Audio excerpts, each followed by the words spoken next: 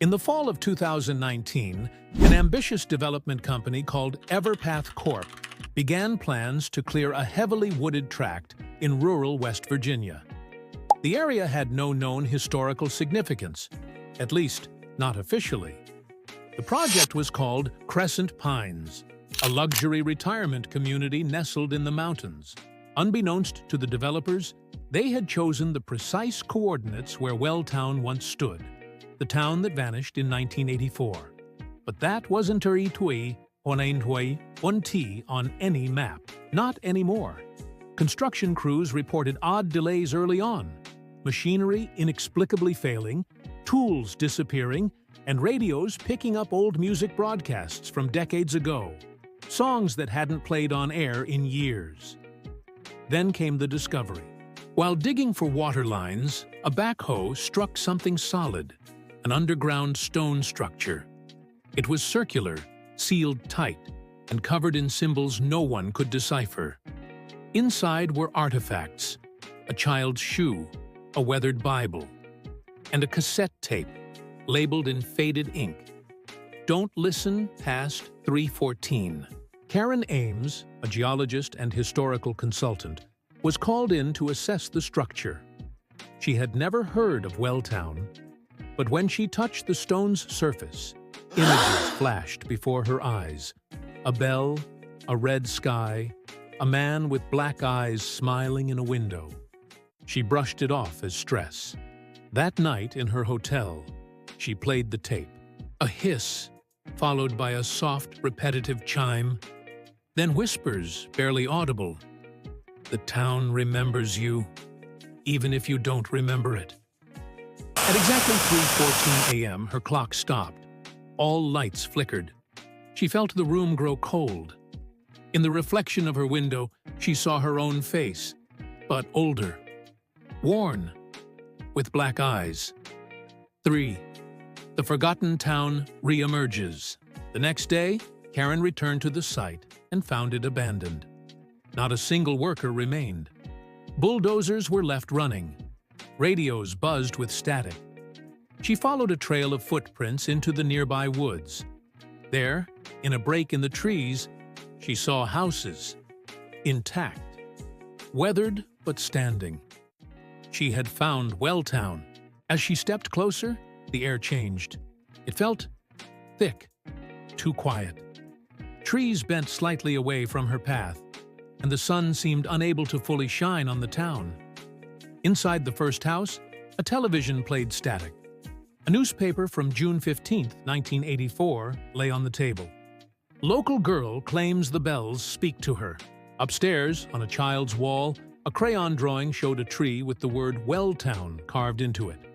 Around it were shadowy stick figures, all facing away. Karen felt watched. Then she heard it, the bell. Once, twice, 3 times. 𝐈𝐴 echoes. Karen tried to leave, but the path was gone. Where the forest had once been was now more town. Streets that hadn't been there before. Storefronts that hadn't stood in years. And in every window, people stared out at her. Motionless. Not blinking. Their skin waxy and pale. When she ran, the town shifted. The sky dimmed. She found herself back in the same street again. And again.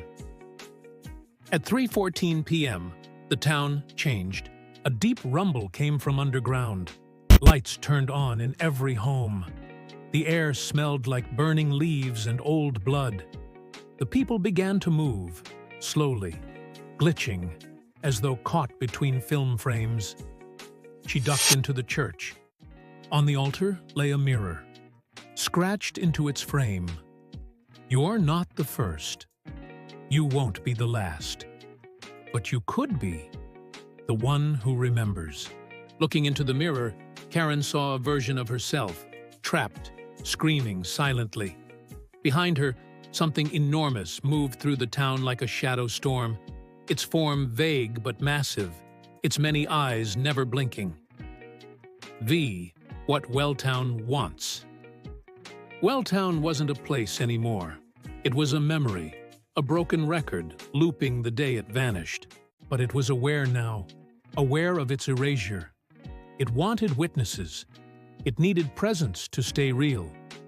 Karen realized that by discovering the town, by remembering it, she had given it power to reassert itself.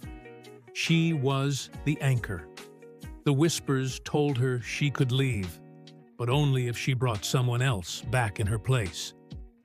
One in, one out. Echo for echo. Escape. Karen resisted. She refused to trap another soul. For days, weeks maybe, she wandered the endless streets. Her memories began to blur. Her voice echoed back to her in voices that weren't hers, but she never forgot who she was. And then, one night, a crack appeared in the sky, a sliver of light. She ran toward it. She awoke in a hospital 60 miles from the site, mud-caked, disoriented.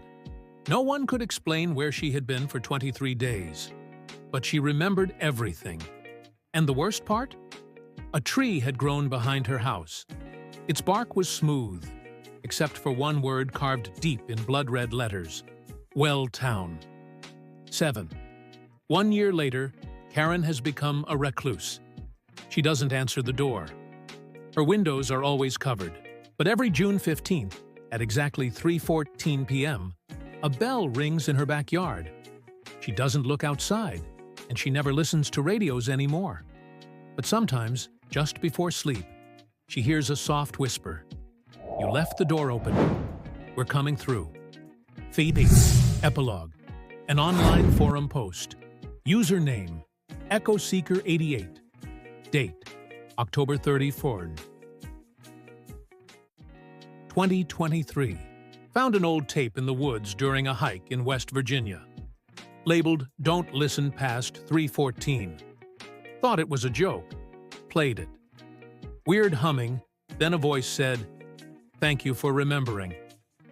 Now every time I sleep, I see a town I've never been to. But it knows me. It watches. And I think it wants me to come home.